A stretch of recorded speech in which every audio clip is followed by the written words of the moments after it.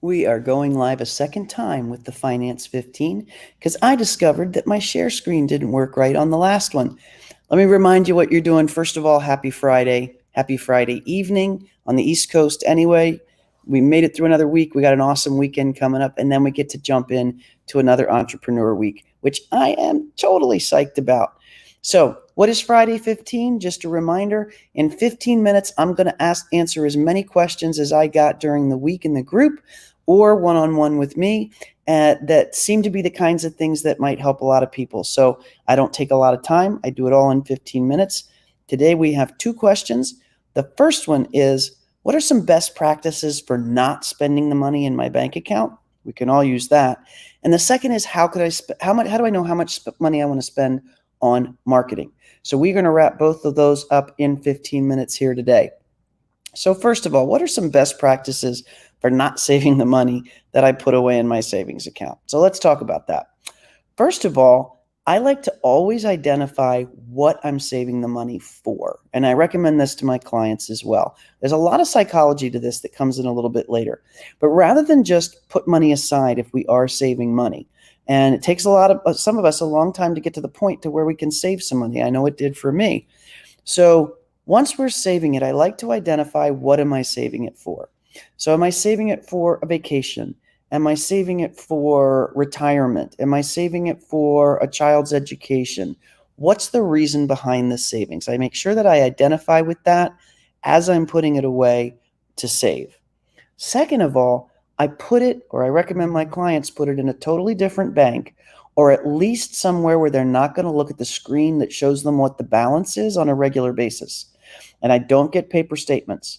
So we put it away. We get it out of our immediate line of sight, because so many of us are so busy that if something's out of our immediate line of sight, we're not going to remember it anyway. And that's a big advantage. So 1, know what you're saving for. 2, stick it in a bank account. That's not something you look at on a regular basis. And the third thing is, when you do get that urge to pull money out of savings, and we all do, just like I always get the urge to have the ice cream, even though I'm trying to eat well, right? When you get that urge, I'm not saying don't spend it. All I'm saying is stop for a quick second and ask yourself the question, is what I want to take this money out and spending it on as important to me, as big a priority for me, as the reason that I'm saving it? And sometimes the answer to that question is going to be absolutely yes, it is. And sometimes the answer to that question is going to be no. But if you stop and ask the question, then it'll at least cause you to take a pause there and not jump right in and grab it when it might not be your priority. But again, sometimes it will be, sometimes it won't be. Money isn't always the only thing. We've got time, we've got energy, we've got money. All three of those things have to be in balance. And if somehow using that money that you might have been saving for something else is going to save you time or change your energy in a positive way, it might be worth using it now instead of waiting till later. So those are the three things. Identify what you're saving for, put it in another bank, and ask yourself a quick question before you follow on that temptation to take it out of the account. The second question I'm going to share a screen for here.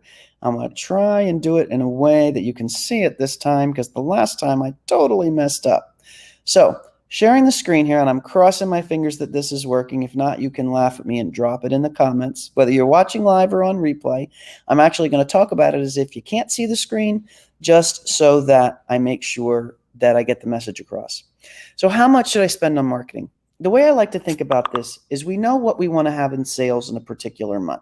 We may say we want to have, for example, I know I want to sell 10 things this month, be they product or be it service, 10 clients or 10 boxes of whatever I sell. If I know I want to sell 10 of these, and I know that for every 100 people that visit my store, 10 people buy from me, or for every 100 calls that I take, 10 people buy from me, then I know that what's called a conversion rate is 10%. And that's what this 10% here means, okay? If I take 100 calls, I'm going to sell 10 things. If 100 people visit my store, 10 people are going to buy. I'm going to get those 10 sales. So then the next question becomes, to get 100 calls or visits to my store, how many people do I have to have interested in what I'm doing? And we call those leads. If they're interested in what I'm doing, we call it a lead. how many leads do I have to have in order for 100 of them to actually take the step to call me or get to my store? And this usually is a pretty darn low conversion rate. And for this example, I'm saying 1%. So let's say we know we have to have 10,000 people interested in what we're doing to get 100 of them to come to our store.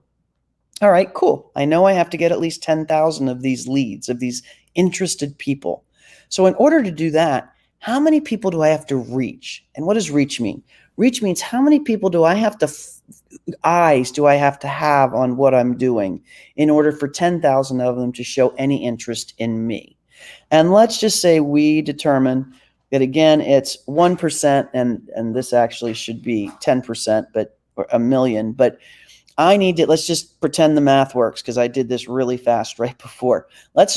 Pretend I need 100,000 people to look at my ad, whatever that is, be it LinkedIn, YouTube, Facebook, a billboard, a sticker on a wall, a poster on a wall. I need 100,000 people to look at that for 10,000 people to come and work with me. It actually should be a million, so let's pretend it's a million.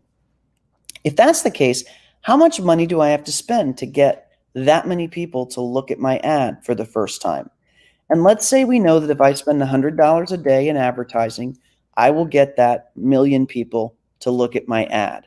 And if a million people look at my ad, then 10,000 of them will be interested enough to click on it or look further. And of those, 100 will come and work with me. And of those, 10 will actually buy my thing. All right, cool. We're halfway there. So if I'm spending $100 a day, that means I'm spending $3,000 a month. I shouldn't have done this with zeros. I cracked myself up, the only CFO who can't do math in their head. Because if I'm spending $30 a day, 30 a day, I'm spending $3,000 a month. So if I'm spending $3,000 a month and I have 10 clients, then I know, and here's the other math problem, I'm spending $300 per client. All right, so ignore the zero problem, but hopefully you get the point. If I need 10 sales, I need 100 visits, I need 10,000 leads, I need 1 million people to be reached by my ad, that's going to cost me $100 a day. 100 times 30 days in a month is going to cost me $3,000 a month, and that is going to be $300 per client. So remember that now. We're going to spend $300 per client. Okay, good. Now we're going to hop back to no screen anymore, and let's talk about this a minute. So if I know that to get that many clients, I need to spend $300, the reason that's such an important number is that I have to be charging more for that client than not just cover that $300, but to cover whatever it costs me to serve that client as well.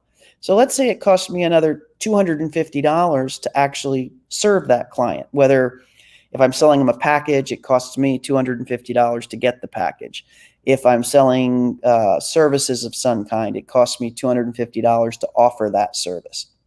So if I know it's costing me $250 to offer the service and $300 to get the client in the first place, that's $550 it's going to cost me to get that client. So what you want to make sure of is that you're charging more than that. And how do you determine how much marketing to spend? By how much you want to have left over at the end. So if I charge, for example, $1,000 to get to my customer, if they're going to pay me $1,000, I know I'm going to spend $250 to give them that service. I know I'm going to spend $300 to get them in the door in the first place. That's $550. So there'll be $450 left for me. If that's enough, then that marketing spend is great. If that's not enough, then either the marketing spend or what I'm spending to serve them needs to go down, or I need to charge them more. So that's how all that stuff is interrelated, and that's how I help people determine how much to spend on their marketing, or at least to understand what they're getting from their marketing and make sure that they cover it in their pricing. So I beat 15 minutes by far on this one. This went much faster than the last one. I'm just really hoping that the board showed while I was doing it, because of course all the math was wrong on it.